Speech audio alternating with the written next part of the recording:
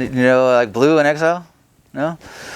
He's pretty famous, pretty in underground DJ and producer. Fucking anyhow, he was from KOG, and fucking Exile and Taboo was from LTS. And I met these dudes way before getting in LTS or KOG, but none of it like registered. You know what I mean? Like I didn't know like anything else about KOG or LTS. Did they know you were ARBE? They might have met me before I was even ARBE. I might have met Taboo before, just during my D2D days. Like I was probably writing Relo at the time or Zilch. But eventually, through Creature, like I would see them, you know. And actually, Taboo is the first person, and Exile, one of the first cats I ever painted trains with. And that was right before I was in KOG as well. I want to backtrack a little to Creature in Juvenile Hall. Sure.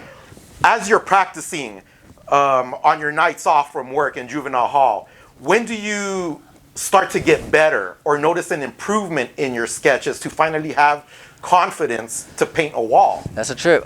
So that dude Creature was on he was like a not an orphan, but he was in group homes and shit, you know? Like he was a bad kid, so I guess his fucking parents couldn't fucking handle him or whatever. So when we met in juvie, he's telling me he's gonna run. Like we exchanged numbers and shit, and I was like doing 3 months or something. And I did my what is that, 60 days, 90 days? I did my 90 days. I get out, fucking a month or two later, this fool calls me. He's like, yeah, he ran. He like ran from the camp, and he was on the run. And I was like, dude, I'd like sneak him in the window so he could like sleep and shit at the house, and like whatever canned food I could get him, so fucking cans of raviolis or some shit so he could eat. But he was like always racking, but like I didn't have it, like my parents weren't like that cool with me, like just having my friends over and do whatever the fuck I want. So like if he like was racking steaks and shit, like we're not gonna cook them at my house.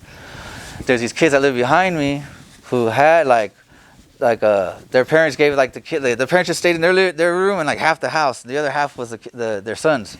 And this is like, these kids did whatever the fuck he wanted, you know? It was like fucking eating acid, whatever, you know? So Creature ended up hanging out with them, basically living with them. So he was like, became my neighbor. And he was on the run for like forever. He was like, for like years. And maybe that's why he wasn't trying to paint so much, you know? But I don't know, because he would do other kind of off the wall shit. But you know, he just kept me like, he gave me an alphabet to answer your question. He like one day, he like A through Z in my sketchbook, and it was like all the letters were just like, he would tell me, make sure they're symmetrical, the same like, you know, line weight or whatever, the same width throughout. And that was like the formula I fucking took off with. Like those letters he gave me in the alphabet, I took the A, I took that R, took the B, and I took the Y, and I made that shit mine. How often do you practice those letters? Like any chance I could get, you know. I started maybe 96, could have been the same year. I moved in with this chick, my girlfriend at the time. Her parents took me in because I was kind of like home. I would have been homeless if it wasn't for friends, you know. I was like couch surfing and shit. And there was a train yard over there, and I didn't know about painting trains really, but I would see Tyke in there and fucking Just 195.